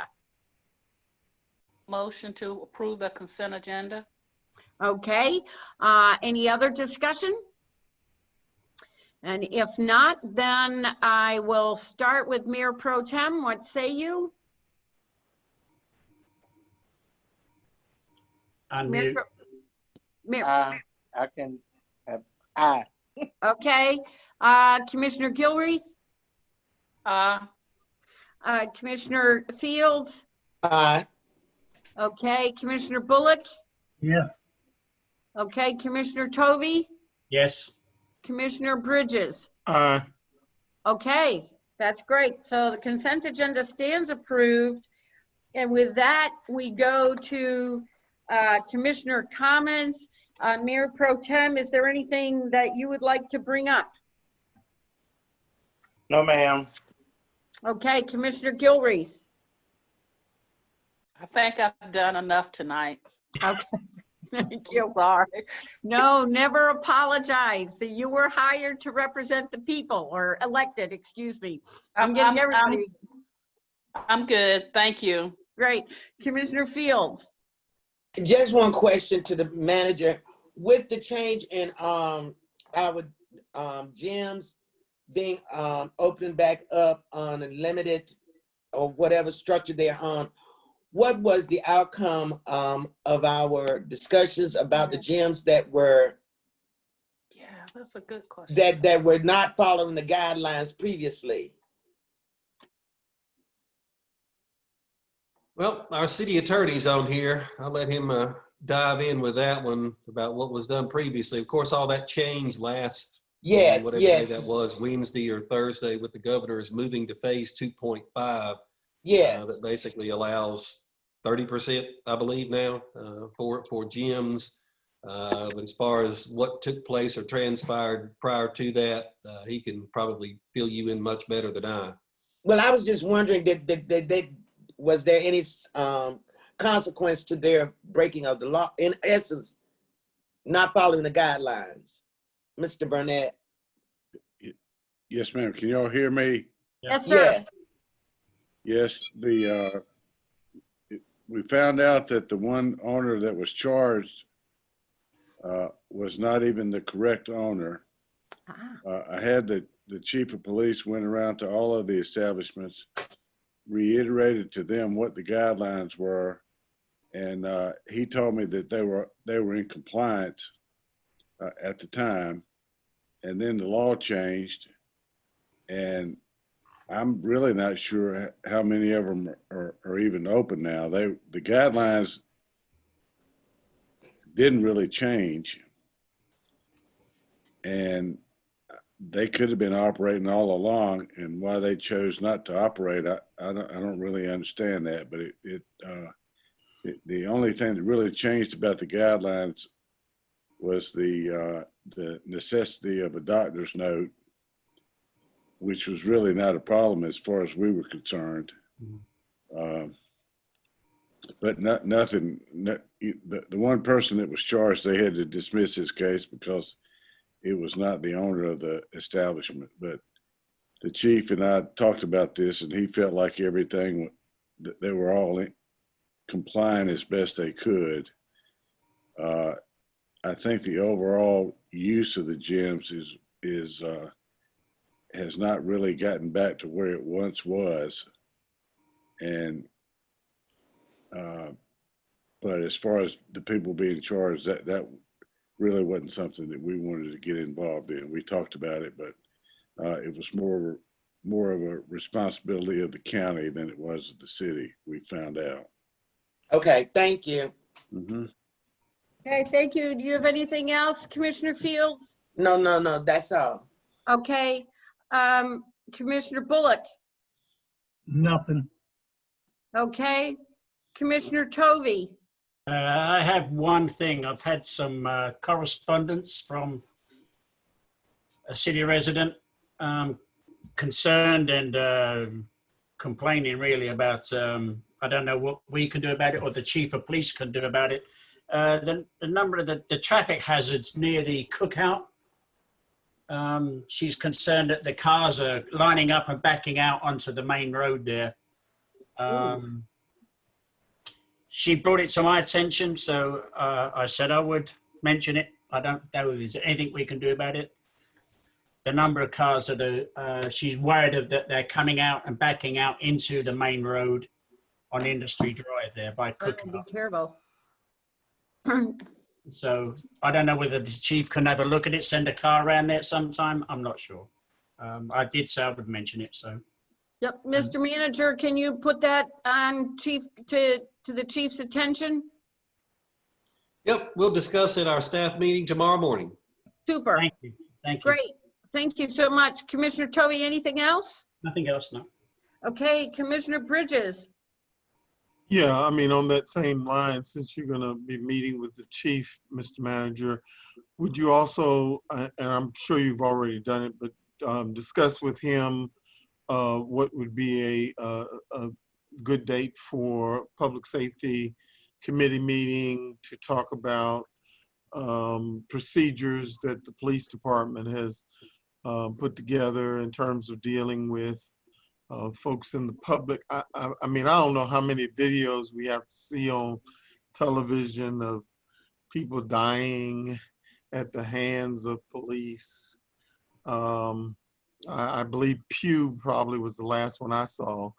Mentally ill man with his hands handcuffed behind his back end up dead at the hands of police. And because of that, and I know that our chief wants to stay at the forefront of these kinds of issues. So I think it would be good to have a public safety meeting to talk about some of those things. Yep, Commissioner Bridges, the chief and I had that conversation the next morning, I believe last Tuesday morning. He is ready and prepared to respond and meet that inquiry. So we'll discuss that again, and I'll have him basically make contact with you in discussing a date and time. We'll be prepared to do just that. I, like you, have seen too many of those videos, and we don't want any of them certainly originating from Oxford. That's for sure. That's for sure. Okay, thank you. Is that it, Commissioner Bridges? Okay. Yes, that's it. Great, thank you. So I have a question I think I brought up. I can't remember if it was last month or last Monday, probably last Monday, that I had seen that STEM was opening, was giving a password to a separate guest account and making that available for residents to be able to access if somebody wanted to come into the parking lot. And Ms. Bowen, you said that you would check into that with Patrick, I think. And so I just wondered if we had moved forward on the possibility of offering Wi-Fi to anybody that would want to come and park in our parking lot. I'm actually going to give that to Tina because she spoke to him and sent us out an email today. Okay, great. Thank you. Ms. Cheek. So I did speak briefly with Patrick about that because it's something I was looking at to do at the gym. And our wireless doesn't actually go outside far enough, but you can pick up the City Hall guest Wi-Fi in the parking lot and almost in the parking lot at Hicks, but not quite. So I guess it would be a little bit further discussion with Alan, but the parking lot down at the gym right now would probably be better because there's so few parking spaces up at City Hall for people, for customers at this point anyway.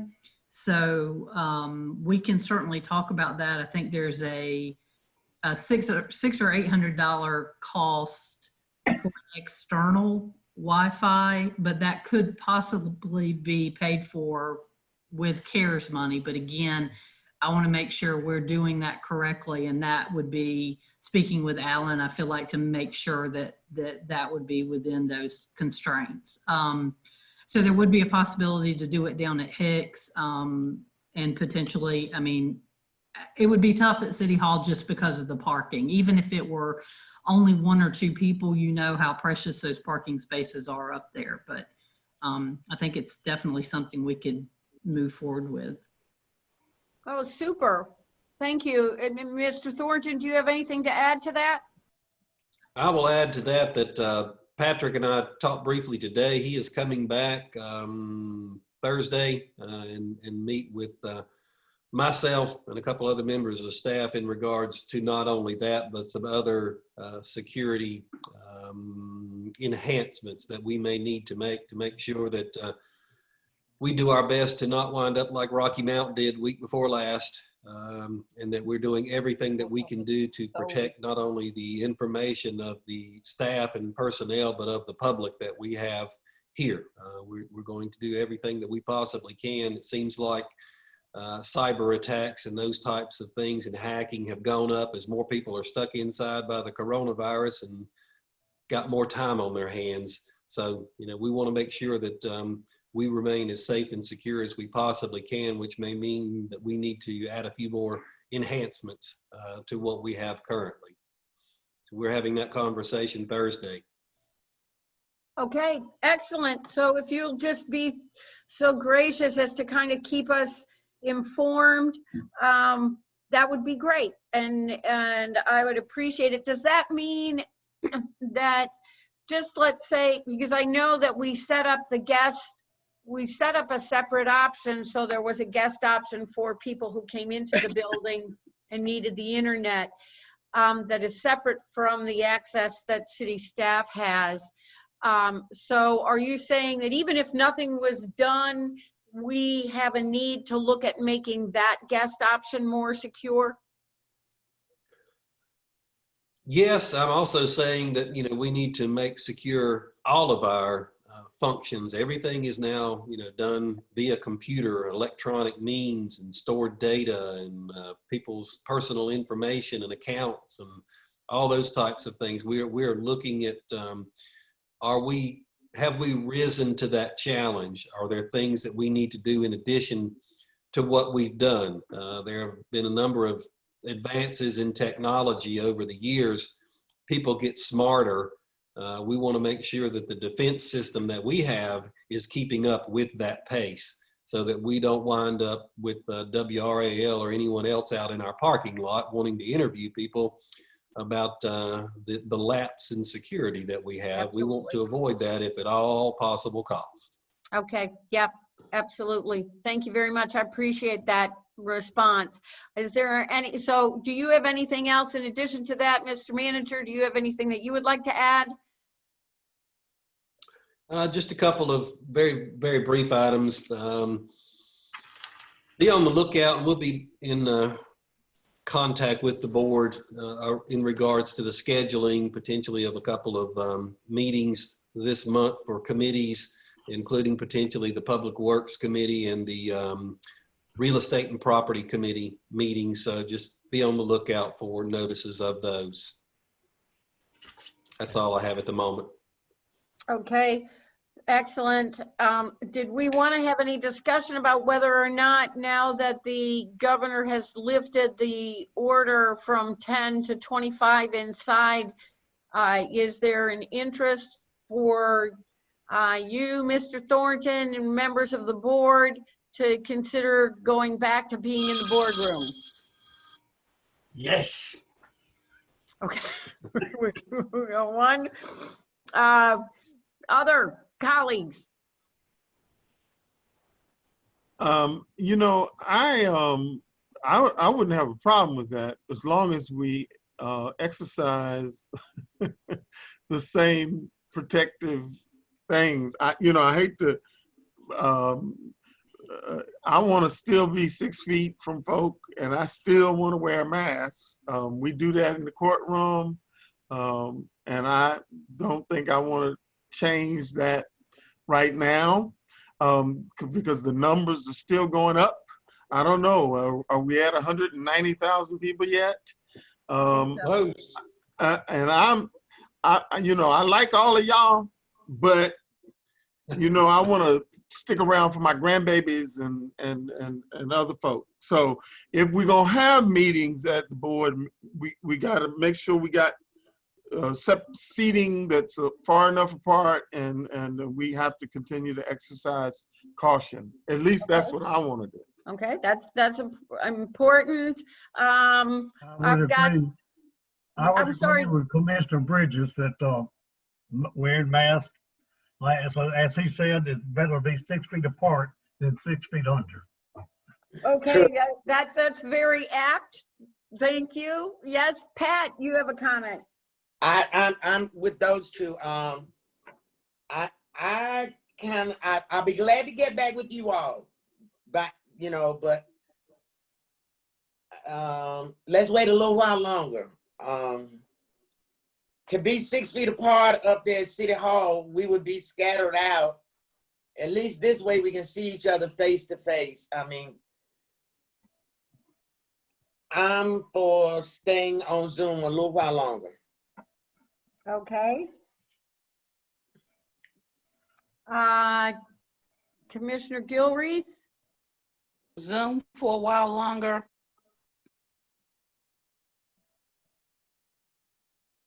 Okay, and Mayor Pro Tem? I'm good with this. You're good Zooming? Yes. Okay, so right now it's squared off, even Steven.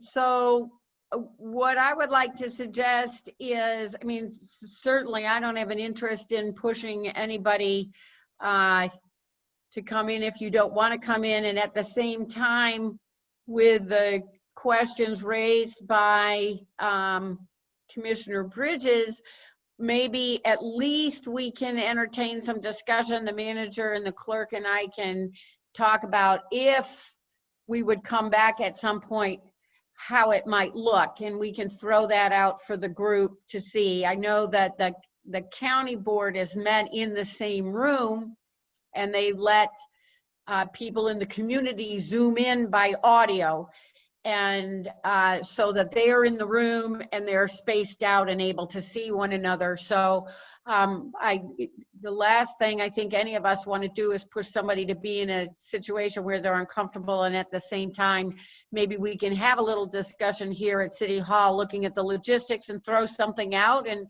if there is an interest, we can move forward, and if there isn't, we won't. Good. Okay. Does that work for folks? Yeah. Okay, great. And Mr. Attorney, do you have anything that you want to add? No, ma'am, I don't. Okay, well, great. Well, I want to thank everybody for your attention tonight. I think, has everybody had an opportunity to say what needs to be said? Okay, then is there a motion to adjourn? Motion. We've had multiple motions. Ms. Correction. Bowen, I leave it to you to figure out who made it. Are we adjourning or recessing? No, we don't Adjourn. have, we're adjourning because we didn't hold the public hearing. Okay. So we are adjourning. I do still have to do that vote by orally. So Mayor Pro Tem, he's still there. Mayor Pro Tem, what say you? That's fine. Good Okay. night. Have a great night. I think, good night, sir. Take care. I think Commissioner everybody is moving around. Commissioner Fields, Yay. Commissioner Bullock, Good night. good night. Commissioner Tovey, Yes. Commissioner Bridges, Aye. and Commissioner Gilreath. She's muted. Okay, we still have a majority. We've got 1, 2, 3, 4, and Mayor Pro Tem already said aye. So I think we're adjourned. So Godspeed, everybody. I miss you. Take care of yourselves and be safe and sound. And thank you, staff, for all of your hard and dedicated work. Bye-bye.